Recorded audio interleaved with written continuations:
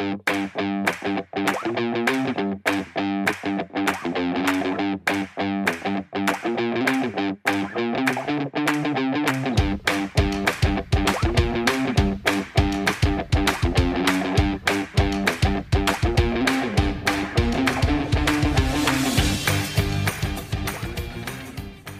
and welcome to episode 57 of the Footy with Fletch podcast. In today's episode, I'm joined by Jasmine Shepherd, who is a former Sandringham Dragons player in the Coates Talent League and is also on Carlton's VFLW list. Hello, Jazz. Thanks for joining me. How are you doing today? Yeah, good, Fletch. How are you? I'm very well, thank you. So Good. how did you sort of first get involved with footy? Um, so it started when I was around 9, 10. It was just like a thing at school. We were all playing footy. And then my dad actually one night came together and he was like, how about I approach the local Cheltenham Panthers with the proposition that maybe we could have a female football team. Anyway, long story short, Dad ended up starting the first women's football team. Um, and yeah, from there, it was a bit of a ride to get that up and running, and success ended up following us. We won the flag in 2016. So yeah, that was kind of my journey. So it was pretty special. I won the first flag at my local club with the first women's football team. So it's a bit of a journey. And what is it like to sort of, I guess, have your dad involved with setting a team up and then to win a premiership? Like it, yeah, it was unreal, and he was the coach for most of my junior years, which was really special. Um, and I don't know, there's a lot of, you make all the connections along the way, and people remember you as like you're involved in the first women's team, and yeah, it's definitely special, something to be a part of and something to remember for sure. And did you play any other sports growing up? I played a lot of basketball. So my mum actually grew up in a very high level basketball environment up in Albury Wodonga. So we're friends with Lauren Jackson and the whole lot, the rest that grew up in Albury. So from a young age, I was involved in rep basketball and playing a lot of basketball at a high level. And then once women's footy started to become a thing, I slowly transitioned over. Was it, I guess, a hard choice to transition from basketball to footy? Yeah, definitely. Like it's a whole different dynamic. I mean, you've got 25, friends on the footy field, and it's just, the whole community and involvement that comes with football. Like it was a hard transition, don't get me wrong. Like there's pros and cons of it all, and I'm definitely grateful for my basketball background. Um, but yeah, footy definitely for me far outweighs basketball. And was there a particular AFL club that you supported growing up? My dad is big North Melbourne, which is unfortunate for me. Haven't seen them win many games, but yeah, I definitely have a bit of my heart in North Melbourne. And who were some of your favourite players that you idolised growing up? Um, I could definitely say like Taylor Harris. Obviously, she made a massive standpoint very early on in AFLW. All the OGs like Steph Chiocci, she's one of my good friends now. She definitely caught my eye early on in the piece as a role model for me, someone to look up to. But everyone involved in the first few like inaugural um teams like Daisy Pearce, all the rest. I think that first season was so important to make the standpoint. And I think we were really lucky to have so many amazing leaders and personalities in that first season to really kickstart AFLW. And what do you sort of think the growth of AFLW has sort of been like, and the growth in women's footy as well? I think we're at a really good place now. There's starting to be heaps more people going to games. Like it's really bittersweet. You see, dads taking their sons to games and little things like that, that you can see has been a massive change over the years. And I think a lot of it, like, people are quick to judge off the first season or second season. Maybe they've watched a few games, but you hear so often like people come back a couple years later and maybe they've seen a game was like an opener for a men's game or something like that. And they're absolutely blown away. So I think, yeah, I'm really proud to be a part of such an amazing sport. And I think definitely only up from here. And how did the process to join the Sandringham Dragons come about? So I was involved in kind of the St Kilda like academy, interleague, all of that. Um, and you get selected from that from your local club. So quite early on in my footy, I was involved in that, which set me up really well for the Dragons pathway and the rest. So I reckon, like, I guess my pathway since junior footy has been the more traditional route, going through interleague, Sandy Dragons, obviously played a couple of years down at Dragons, and then now on a list at Carlton. So that's kind of how my path transitioned. And were there particular highlights from your time with the Sandringham Dragons that sort of stand out to you? Um, Definitely earlier on, the first few years. I mean, I debuted in Tassie, so I'll never forget that. In my first year, round one, which was super special. That was like a little touch of what I guess a career in AFLW would look like. But I don't know, just the coaches and the people you meet along the way, like it's just a special connection, I feel, at Dragons that I'll never forget with so many of the girls. And I still speak to the um, coaches now and previous coaches as well. So I think that's definitely takeaways. And you played 5 games in 2022. What do you think were the biggest things that you took away from those 5 matches? I think very early on, like, you learn quickly the importance of continuous feedback.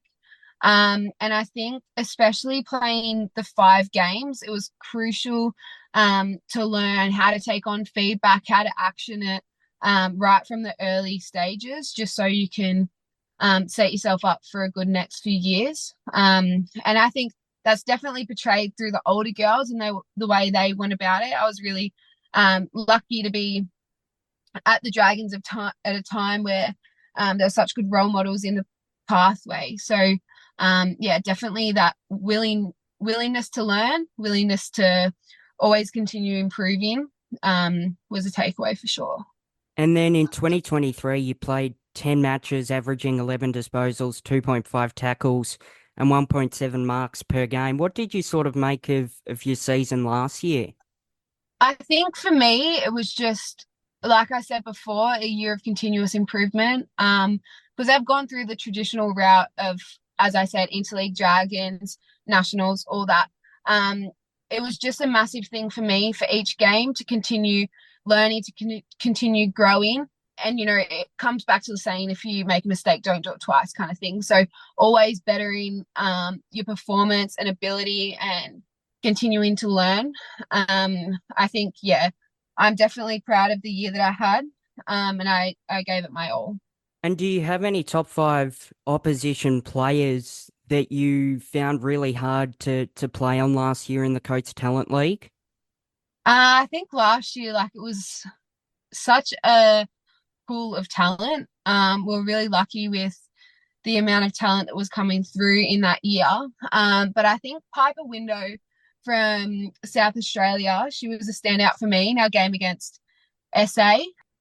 Yeah, just the way her footy IQ, the way she moves, she goes about things. But there was quite a few Metro girls as well that, yeah, were amazing to. I didn't play against them, but were amazing to train alongside. Definitely had an impact, that's for sure. Who were some of your favourite teammates of the Dragons last year? Were there any in particular? I think I was very lucky to be a part of the leadership group. I think our leadership group as a whole We really gelled well together, worked really well together, and obviously I spent the most time with those girls in between meetings and whatnot. So I think, yeah, between like Maddie Torpy, Mia Zielinski, Annabelle, all those girls, yeah, were really good to work alongside.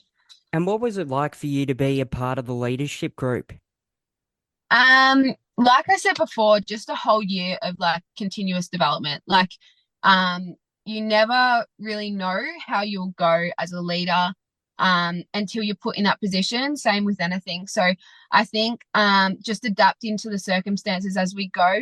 Um, and I'm like a natural leader myself. I want the best for myself, but also for everyone else. So, um, in that sense, I really enjoyed it. Like I try my best and adapted to different scenarios. So um yeah, I'm definitely so grateful for the experience and the people I got to work alongside. So yeah.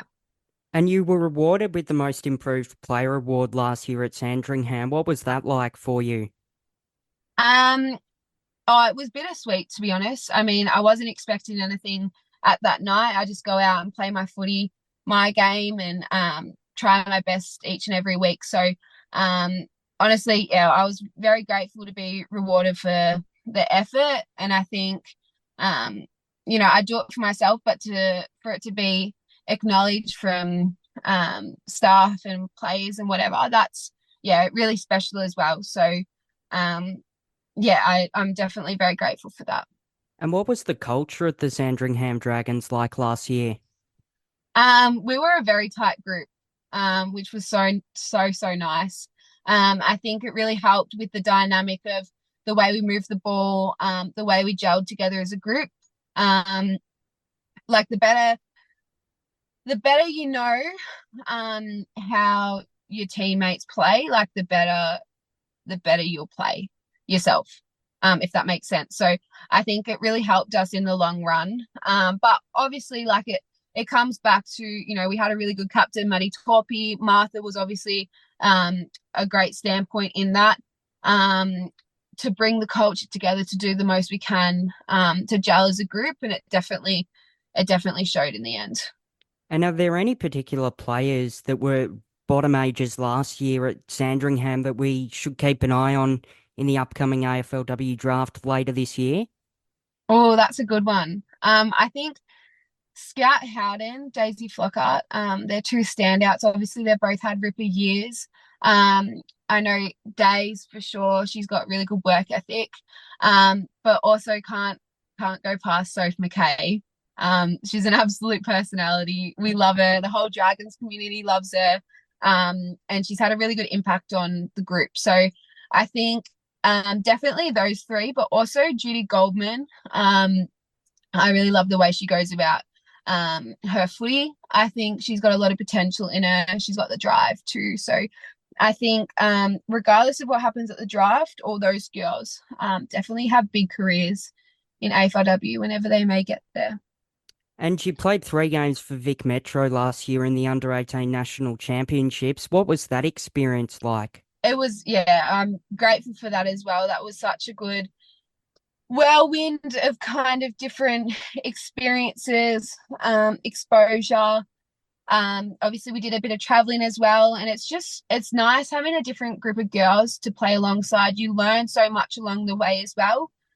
Different coaches' opinions, different feedback, and you learn a lot as well training with a different bunch of girls. So it was really special. I mean, I'm very proud of that.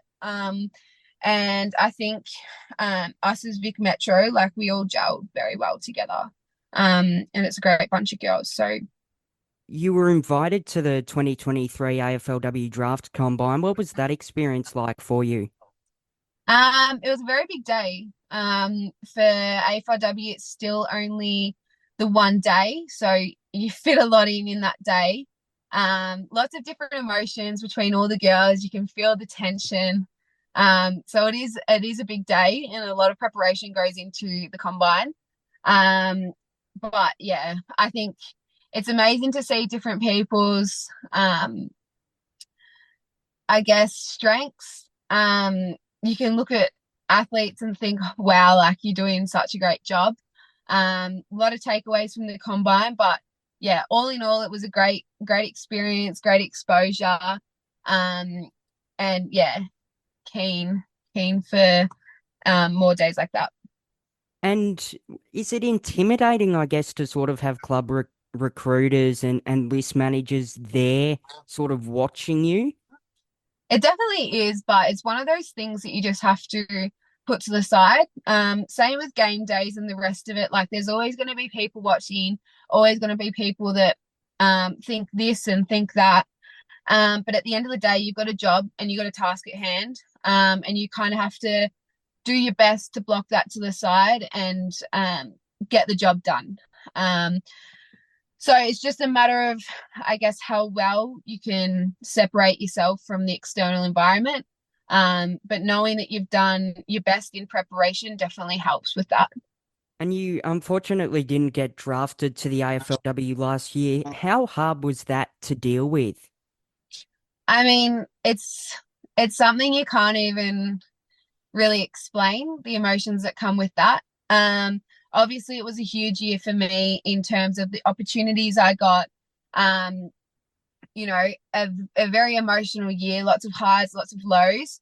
But at the end of the day, like, um, what happened, and then it takes a bit to process and get over. And I'm very grateful that as yeah, hard as it was, there was some really great other athletes in the same position that we all kind of lent on, some of the Eastern girls, Oakley girls. So it's just all you're stoked for your friends that have got on a list, and you're there for the ones that don't. But yeah, for me, I saw it as a process of understanding, taking on feedback, whatever that may look like, and then from there, putting my head down and getting to work because it's definitely not over. So I'm guessing by the fact that you said it's definitely not over, do you still sort of have that ambition and drive to one day get onto an AFLW list? 100%. And I think um, you will never get there if you don't have belief in yourself, that you will get there. So I'm definitely big on that. I know I have what it takes to be on a list. It's just a matter of time for me now. Obviously, it's a bit difficult in my situation that I have had a whole year of injury, but yeah, just a matter of time. Get back on the field, play some good games, and see from there. But yeah, I still have that drive, still have that ambition. You Definitely were want to get there. signed by the Carlton VFLW program ahead of the VFLW season. What was it like to be on Carlton's list? I think like it's still surreal. Um, Carlton do it really well in the sense that all four programs are really well gelled and there's so much opportunity between all four of us to get together, have those team lunches. We have crossovers between gym and out on the track, etc. So um, there's no segregation between women's and men or VFL, AFL, which is really bittersweet. So I think there's definitely a lot of learnings that you can take from all different pathways, and just unreal environment to be around, the professionalism, all of that comes with it. I love it. What was it like to be in and around the club? You sort of touched on the integration of the programs. How special was it to be a part of the Blues? Oh, they're unreal. We're pretty much all family there. Like, still we're in off season now, and we're still touching base. Um, Everyone's still training hard, which is really great. And obviously with Train On as well, I've had the opportunity to be training alongside, some of the best. So, um, yeah, I can't speak highly enough of Carlton. I think they're a great club, and I'm very proud to be a part of such a great group. And you sort of touched on your injury. You suffered an ankle injury, which ruled you out for the whole VFLW season. How hard was that to sort of deal with? Look, it was, yeah, very unfortunate. It happened right on preseason camp, a couple weeks before the season kicked off. I think post draft, like I really put my head down and worked hard over that off season to put me in good stead for the preseason and the season to start. So It was definitely devastating, but as I said before, like um no one's journey is linear. There's going to be challenges along the way, and unfortunately, in the last 12 months, I've just had challenge after challenge. Sometimes it feels, but um, I guess that's what helps separate um the people that want it and the people that really want it. So, um, I know within myself that I'll come back stronger, come back better. I'm back full training now, which is amazing, such a good feeling, and yeah, I'll be back playing next season, hopefully uninterrupted, and can have a good season. And how do you sort of try and stay positive when there are so many, I guess, ups and downs with being an athlete? As I said before, like no journey is linear. You kind of, the more you're involved in it, the more people you speak to, like it happens to the best of us. So, um, knowing, the task at hand, if you're given um X, Y, and Z, like you kind of have to take it. And I think working on the action plan has been really critical for me. Like post draft, it was like, yep, feel what you're feeling, but what am I going to do to better and what am I going to do moving forward? Um, so I think same with my injury, like it happened and got the surgery, everything like that. But then it's like, right, what can I do next to better my performance come, next season or when I'm back. So always focusing on kind of what can I do um in the situation that you're given. And what does the off season sort of look like for you? Are you, I guess, going to keep up training your skills? What does that all sort of look like for you? Yeah, definitely. So, obviously, because I missed the whole season, I see this off season as like a rebuild for me. Just gaining my confidence back. Working really hard with my trainers on conditioning. I'm doing a lot of altitude training just to get my aerobic performance back up to scratch. So I'm definitely seeing that improvement, which is unreal. And yeah, just constant skills, constant work just to put me in the best stead. So I'm really enjoying my blocks at the moment, my conditioning and skill blocks. And I'll just continue with that until pre-season. And you're a defender. What do you think are some of the key attributes of your game? Definitely my aerobic, um, and kind of my tenacity in the air, I think. Getting up to aerial contests, um, and always, I try and always win or half the contest. So putting on that battle, um, and getting it out of there for sure. Are there any players at an AFL or AFLW level that you sort of model your game on? Oh, that's a good one. Um, there's definitely quite a few. I think Kez from Carlton, especially in the last 12 months, I've really lent on her. She's like helped me a lot with my development.